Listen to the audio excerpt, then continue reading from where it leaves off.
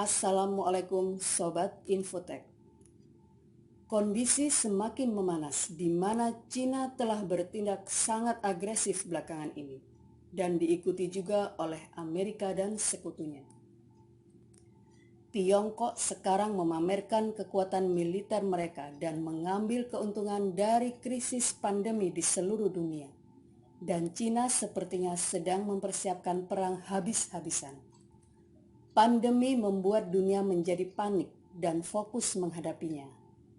Sebaliknya, Cina diam-diam menyusun strategi di belakang layar dan tampaknya bersiap untuk sesuatu yang buruk. Berikut indikator dan tanda-tandanya jika Beijing sudah siap untuk skenario terburuk. Cina juga menimbun stok minyak bumi dan gandum super besar.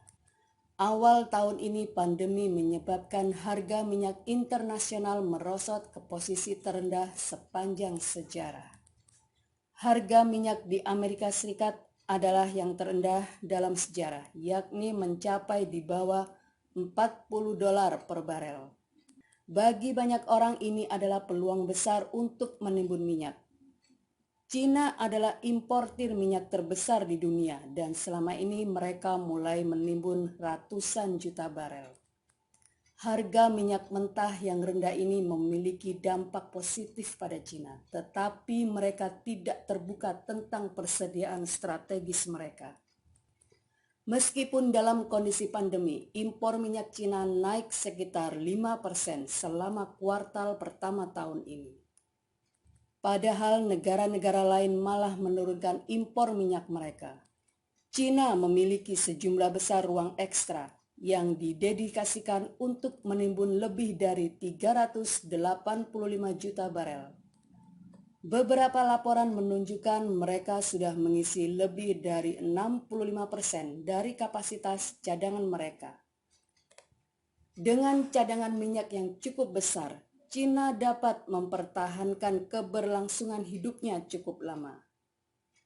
Kemandirian adalah salah satu tujuan terpenting Cina, dikombinasikan dengan menginvestasikan miliaran dolar ke dalam riset energi alternatif dengan tujuan menghilangkan sebagian ketergantungan mereka kepada negara lain untuk masalah energi. Kemudian Cina juga menimbun bahan pangan. Ketika dunia sedang panik di mana banyak negara mengamankan perbatasan mereka dan mereka panik membeli masker dan hand sanitizer, Cina malah menimbun berton-ton gandum, kedelai, jagung, dan barang-barang lainnya. Rencana mereka adalah menimbun bahan makanan yang cukup untuk dibagikan kepada rakyatnya kapanpun diperlukan.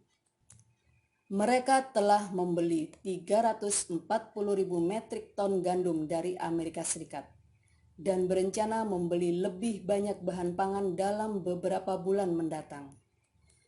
Cina berencana mengimpor sekitar 30 juta ton bahan pangan untuk memenuhi cadangannya, termasuk 10 juta ton kedelai, 20 juta ton jagung, dan 1 juta ton kapas. Harga semua bahan ini sangat rendah karena pandemi. Pandemi memberikan Cina kesempatan sempurna untuk memaksimalkan impor kebutuhan mereka dengan harga murah. Stok bahan pangan dikombinasikan dengan stok minyak mereka yang super gede. Hal ini bisa membantu memperkuat kemandirian mereka sehingga memberi mereka keuntungan yang lebih strategis dibandingkan negara lain.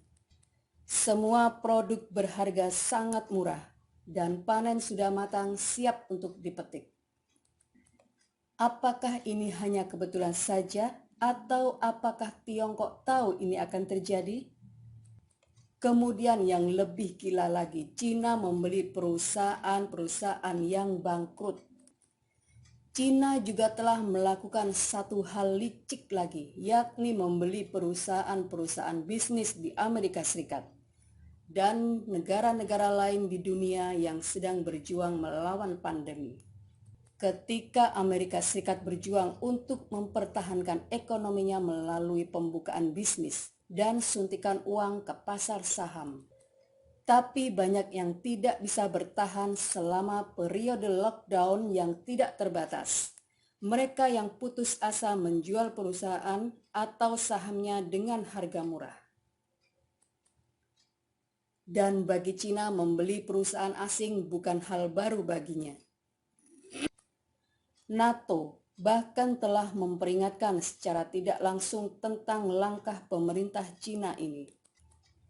Sekretaris Jenderal NATO Jens Stoltenberg dalam konferensi online mengatakan bahwa efek geopolitik dari pandemi bisa jadi sungguh sangat berat.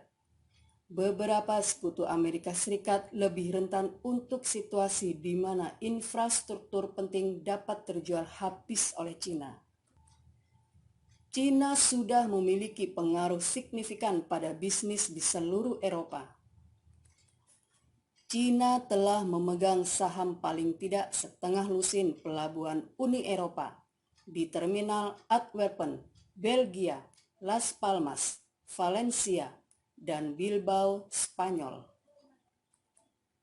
Namun perang perdagangan antara Amerika Serikat dengan Cina telah membuat investasi asing di Amerika Serikat jauh lebih sulit. Peraturan baru di bawah Komite Departemen Keuangan tentang investasi asing di Amerika Serikat telah membatasi Cina untuk mengambil alih secara langsung perusahaan manapun di Amerika Serikat. Amerika Serikat memang berhasil memblokir akuisisi perusahaan bisnis dari pemerintah Cina. Tetapi negara-negara lain di Asia, Afrika, dan Amerika Latin masih mudah diakuisisi oleh Cina. Indikator berikutnya adalah upaya Cina dengan meningkatkan pendanaan mereka kepada WHO sekitar 30 juta dolar. Ini termasuk di atas 20 juta dolar yang sudah mereka sumbangkan untuk upaya coronavirus. Seperti yang mungkin sudah Anda ketahui, Amerika Serikat baru-baru ini menarik pendanaan dari WHO. Presiden Trump mengklaim organisasi itu gagal merespons pandemi virus corona secara cepat.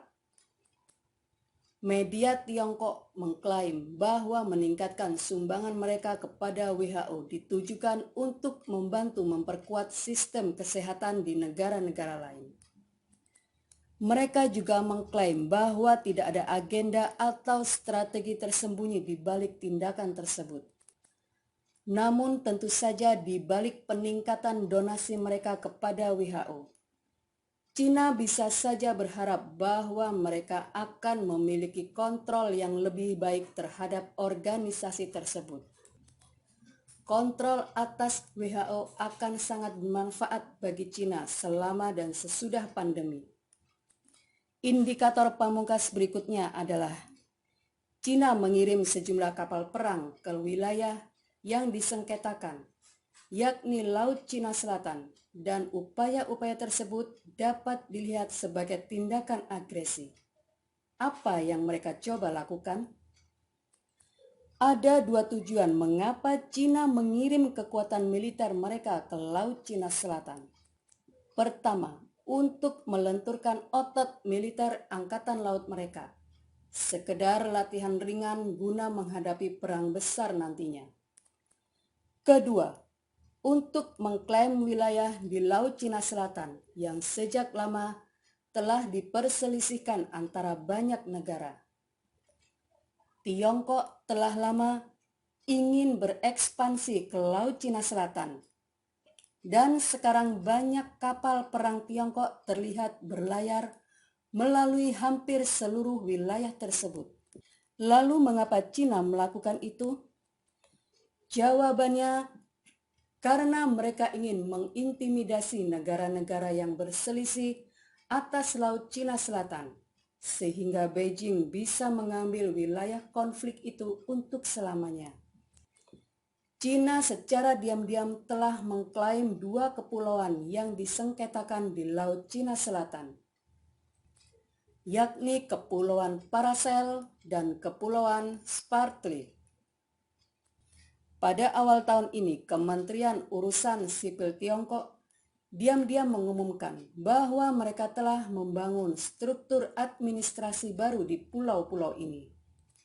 Langkah Cina ini diprotes oleh 5 negara, antara lain Filipina, Vietnam, Brunei, Malaysia, dan Taiwan. Semuanya memiliki klaim atas kepulauan itu selama beberapa dekade. Ekspansi Tiongkok ke Laut Cina Selatan tidak berhenti sampai di sini.